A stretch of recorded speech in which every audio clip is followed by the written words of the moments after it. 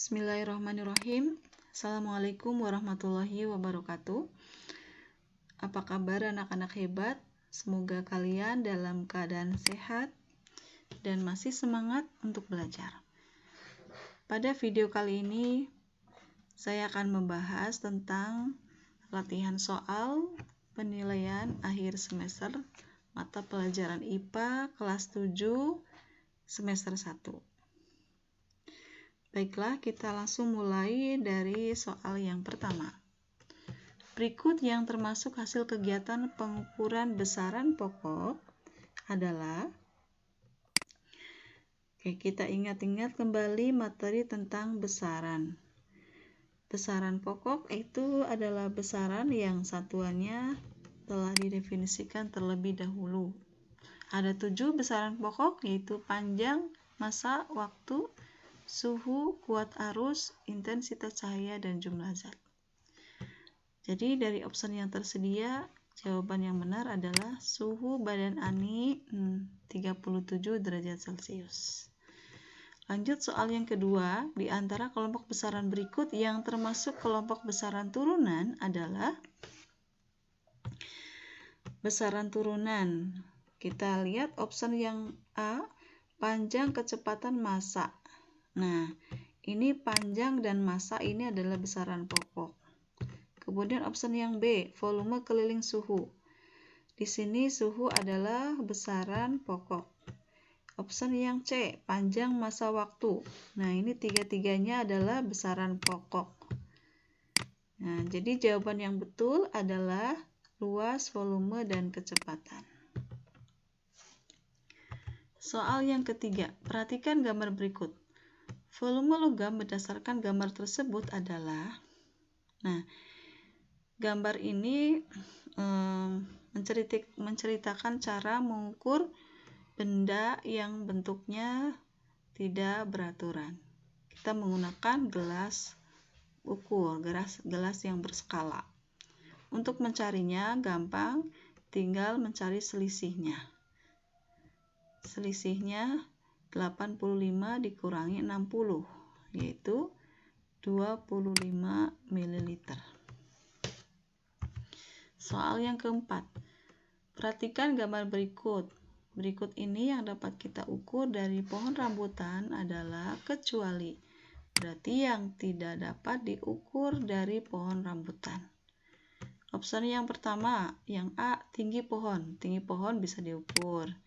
Kemudian yang B, lebar pohon juga bisa diukur. Yang C, rasa buah rambutan. Nah, apakah rasa bisa diukur? Rasa setiap orang itu berbeda-beda, sehingga hasilnya pasti relatif atau tidak sama. Sehingga rasa di sini tidak dapat diukur. Sesuatu yang tidak dapat diukur itu bukan besaran. Nomor 5, perhatikan gambar berikut. Ciri makhluk hidup berdasarkan gambar tersebut adalah, kita lihat di sini ada ukurannya bertambah ya. Yang asalnya kecil jadi bertambah besar, bertambah tinggi. Nah, ini adalah menunjukkan ciri pertumbuhan.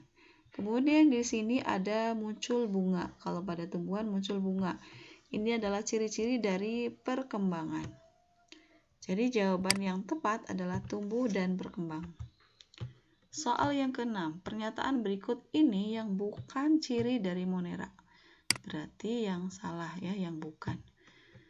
Ciri Monera itu yang pertama adalah prokaryotik, artinya belum memiliki membran inti sel. Kemudian uniseluler, artinya bersel satu, menempati berbagai habitat. Jawaban yang betul adalah eukaryotik, karena yang bukan. Soal yang ke-7, kelompok makhluk hidup yang memiliki ciri eukaryotik hidup secara saprofit dan parasit terdiri atas benang-benang halus atau hifa adalah, ini kata kuncinya adalah terdiri atas benang-benang halus atau hifa. Ini hanya dimiliki oleh kelompok fungi atau jamur. Soal yang ke-8, perhatikan gambar berikut. Ini adalah gambar lebah. Hewan berikut yang memiliki hubungan kekerabatan yang paling dekat dengan lebah adalah, Lebah ini termasuknya kelompok insekta yang memiliki ciri-ciri memiliki antena, kemudian bersayap, dan kakinya berjumlah 3 pasang. Dari opsi yang tersedia, yang paling memungkinkan adalah kupu-kupu. Soal yang ke-9, perhatikan sifat-sifat berikut. Sifat-sifat kayu ditunjukkan oleh nomor. Nah, kayu ini termasuk benda padat.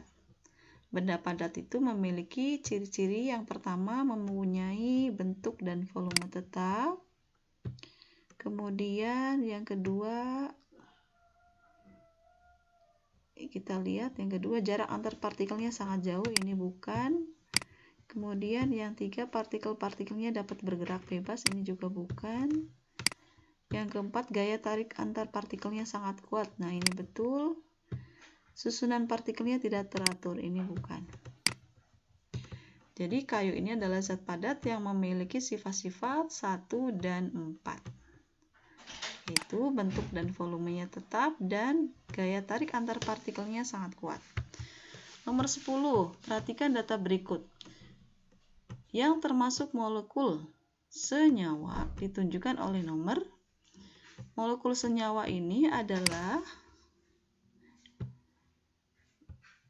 terjadi ya bila terdiri atas atom-atom yang berbeda. Ya, atom-atom yang berikatan, atom-atom yang berbeda jenis itu bergabung, berikatan menjadi satu yang namanya molekul senyawa.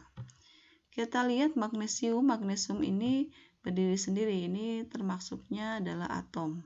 Jadi ini bukan ya. Kemudian yang kedua adalah karbon dioksida. Karbon dioksida ini kalau kita uraikan, ini tersusun dari gabungan antara karbon dengan oksigen. Oksigen di sini kalau kita uraikan adalah O dengan O. Oke, kita lihat ini atom-atomnya berbeda ya, karbon dan oksigen. Berarti karbon dioksida ini termasuknya molekul senyawa.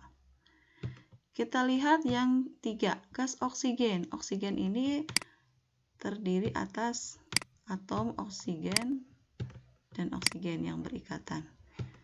Ini bukan ya, ini bukan. Dia masuknya molekul unsur. Kemudian yang keempat, gas hidrogen. Gas hidrogen ini terdiri atas atom H dan H. Oke.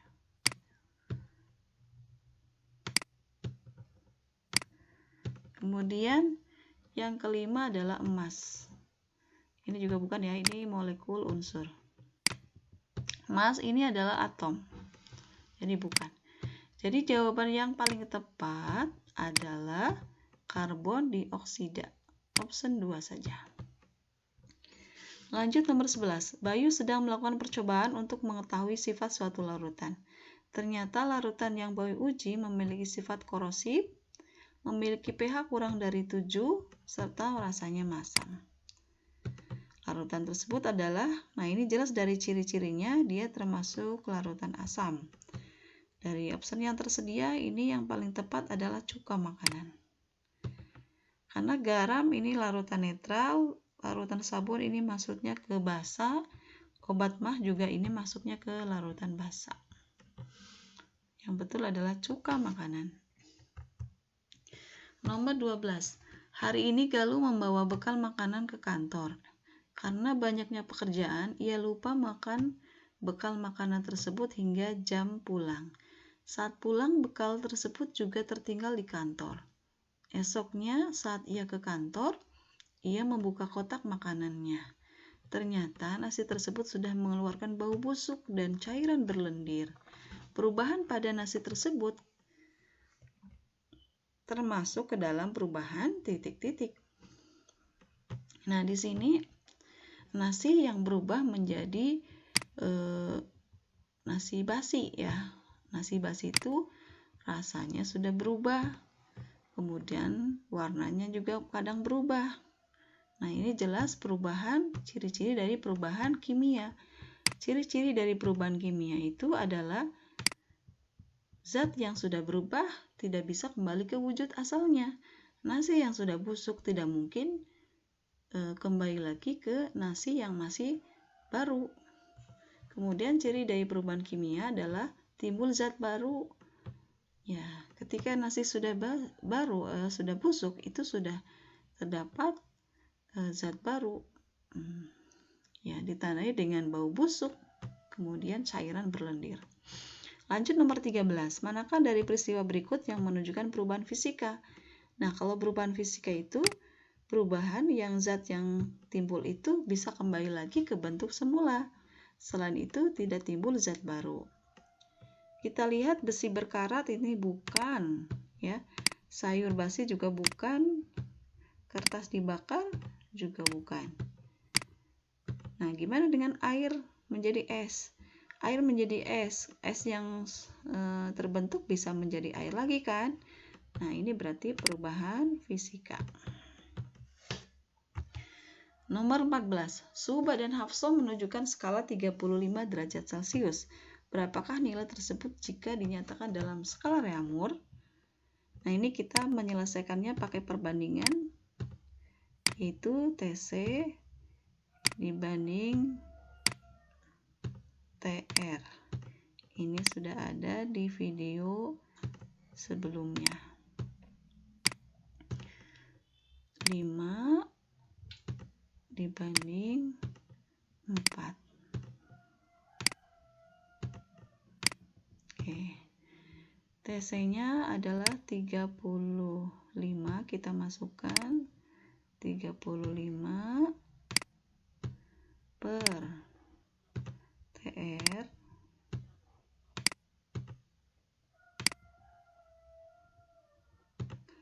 sama dengan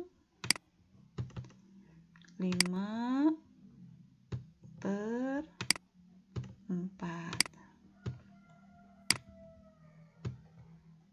Oke. Sampai di sini kita langsung kalikan silang. Penyelesaian berikutnya kali silang.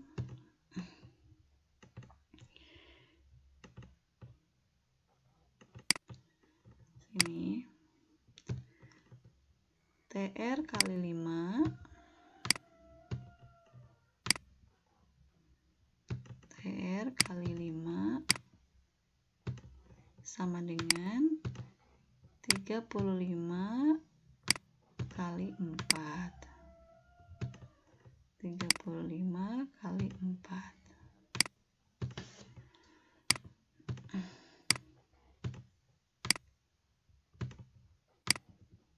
Oke, berarti di sini TR suhu pada skala Reaumur sama dengan 35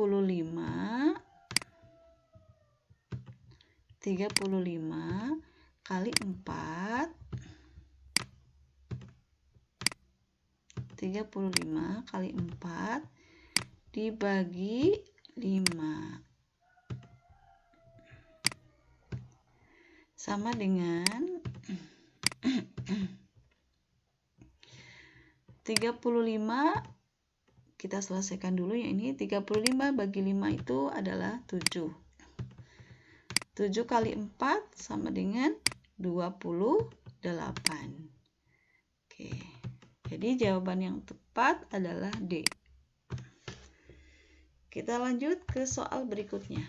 Suhu suatu zat diukur oleh termometer Reaumur adalah 60 derajat Reaumur. Apabila diukur dengan termometer Celcius menunjukkan suhu. Nah, kita pakai persamaan yang tadi ya. TC dibanding TR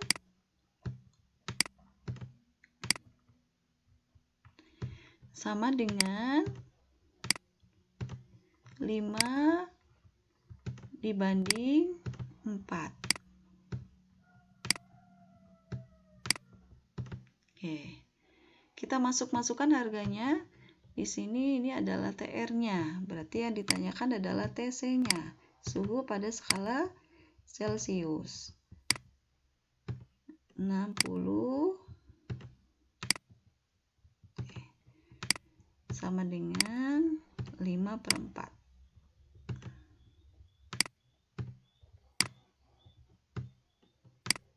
Oke.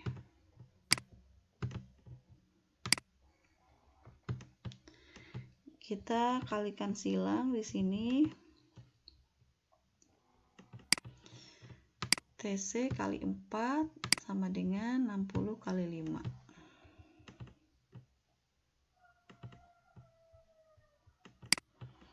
Berarti di sini 4 kali TC atau disingkat dengan 4 TC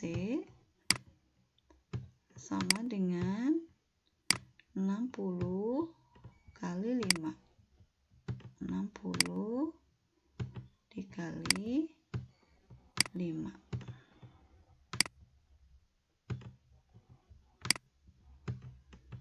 TC sama dengan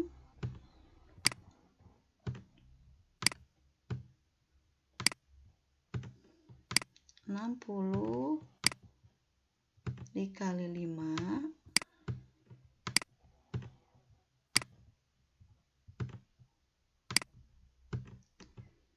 dibagi 4. 4-nya kita pindah ruas. Kita selesaikan dulu yang 60 dibagi 4 supaya gampang. 60 dibagi 4 itu sama dengan berapa? Ayo.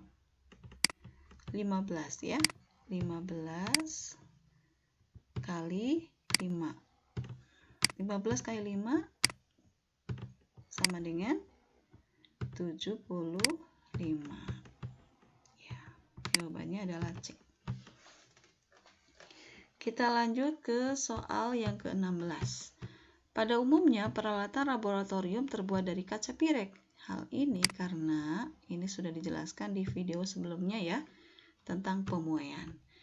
Bahwa semakin besar koefisien muai suatu benda, maka benda itu akan lebih mudah untuk memuai. Nah, kalau kita lihat tabelnya ada ya di video sebelumnya bahwa kaca pirek itu koefisien muainya itu lebih kecil daripada kaca biasa, sehingga kaca pirek ini digunakan untuk peralatan laboratorium supaya tahan panas atau lebih tidak gampang memuai. Jadi jawaban yang tepat adalah B. Koefisien muai kaca pirek lebih rendah dari koefisien muai kaca biasa, sehingga lebih tahan terhadap panas. Yang ke-17. Harga koefisien muai panjang aluminium adalah 0,000026 per kilogram derajat Celcius. Maka harga koefisien muai luas aluminium adalah, koefisien muai luas itu disingkatnya dengan beta. Beta ini dicari dengan cara mengalihkan koefisien muai panjang kalikan 2. Nah, jadi beta sama dengan 2 kali alfa. Jadi tinggal kita kalikan 0,00026 kalikan 2. Kita kalikan saja angka yang di belakangnya, 26 kali 2 hasilnya adalah 52. Hasilnya 0,000052. Oke. Lanjut nomor 18. Peristiwa berikut ini yang membutuhkan kalor. Yang membutuhkan panas. Kalor itu adalah panas ya, energi panas. Es mencair bisa membutuhkan kalor ya. Es mencair itu membutuhkan kalor. Kemudian yang ke-19, peristiwa berikut ini yang melepaskan kalor. Melepaskan kalor berarti yang tidak membutuhkan kalor. Es mencair itu membutuhkan kalor. Lilin meleleh membutuhkan kalor. Menguap juga membutuhkan kalor. Yang tidak membutuhkan kalor adalah minyak membeku. Soal terakhir. Batang aluminium memiliki massa 2 kg. Berarti di sini yang diketahui adalah massanya yaitu 2 kg.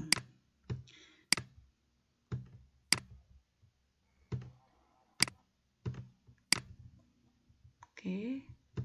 Mengalami kenaikan suhu sebesar 25 derajat Celcius. Berarti di sini kenaikan suhu ya, berarti delta T. Delta T-nya sama dengan 25 derajat Celcius. 25 derajat Celcius.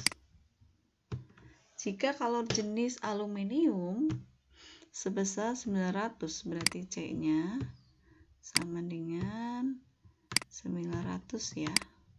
900 satuannya joule per kilogram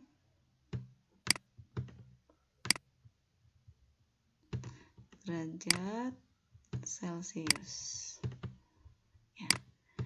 Yang ditanyakan adalah Q-nya, kalor yang diperlukan pada proses tersebut. Ya, kalau rumusnya adalah sama dengan Q sama dengan M kali C kali delta T. Kalau disingkat, jadi Q sama dengan macet. Q sama dengan macet. Q sama dengan M-nya 2 kg. Kemudian C-nya adalah 900. C-nya 900. Kemudian ini delta T ya. Delta T-nya adalah 25 derajat Celcius. Kita selesaikan yang gampang dulu ya. 2 kali 25 itu hasilnya 50. Kemudian 50 ini kita kalikan dengan 900.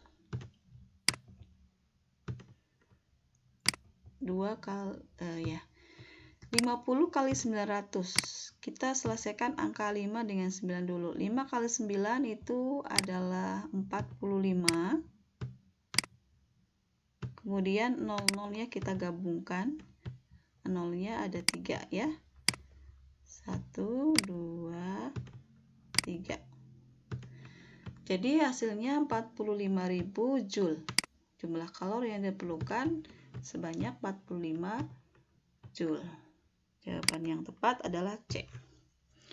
Nah, akhirnya selesai juga pembahasan penilaian akhir semester mata pelajaran IPA. Mudah-mudahan kalian dapat memahaminya ya.